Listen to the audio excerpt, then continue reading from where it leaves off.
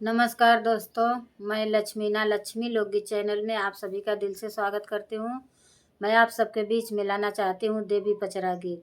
ये हमारी देवी पचरा गीत पसंद आए तो लाइक सपोर्ट शेयर आप लोग ज़रूर करिएगा। कमेंट बॉक्स में ज़रूर बताइए देवी पचरा गीत कैसन लगा। और ये देवी पचरा गीत जाएगा लक्ष्मीना लोकगीत चैनल पे, सुजीता यादव ऑफिशियल के चैनल पे जाएगा। आप लोग हम दोनों बहन का मदद आप लोग ज़रूर करिएगा। एक प्यारा सा कमेंट ज़रूर करिएगा माता रानी के नाम पे। हे मैया बसलू तू कवने नागरिया, हे मैया बसलू तू कवने नागरिया। अमवा में बसलू की निमिया में बसलू, अमवा में बसलू की निमिया में बसलू। हे मैया लेलू तू सितरी बायरिया, हे मैया लेलू तू सितरी बायरिया। अमवा में बसलू की निमिया में बसलू, अमवा में बसलू की निमिया में बसलू। हे मैया लेलू तू सितरी बायरिया, हे मैया लेलू तू सितरी बायरिया। हे मैया बसलू तू कवने नागरिया, हे मैया बसलू तू कवने नागरिया। गंगा में बसलू की यमुना में बसलू, गंगा में बसलू की यमुना में बसलू। हे मैया भर भर नहालू गगरिया, हे मैया भर भर नहालू गगरिया।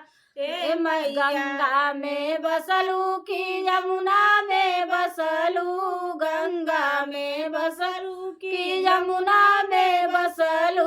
हे मैया भर भर नहालू गगरिया, हे मैया भर भर नहालू गगरिया। हे मैया बसलू तू कवने नागरिया, हे मैया बसलू तू कवने नागरिया।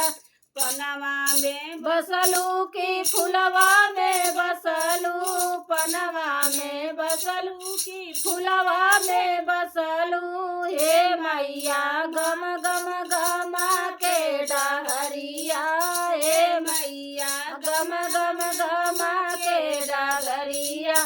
पनवा में बसलू की फुलवा में बसलू, पनवा में बसलू की फुलवा में बसलू। हे मैया गम गम गमा के डगरिया, हे मैया गम गम गमा के डगरिया। हे मैया बसलू तू कवने नागरिया, हे मैया बसलू तू कवने नागरिया।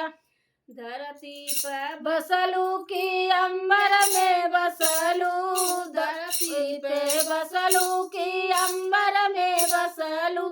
हे मैया बसलू तू सबके जिगरिया, हे मैया बसलू तू सबके जिगरिया।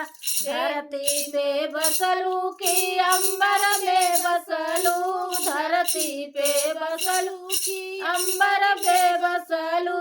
हे मैया बसलू तू सबके जिगरिया, हे मैया बसलू तू सबके जिगरिया। हे मैया बसलू तू कवने नागरिया, हे मैया बसलू तू कवने नागरिया। जय हो माता दी।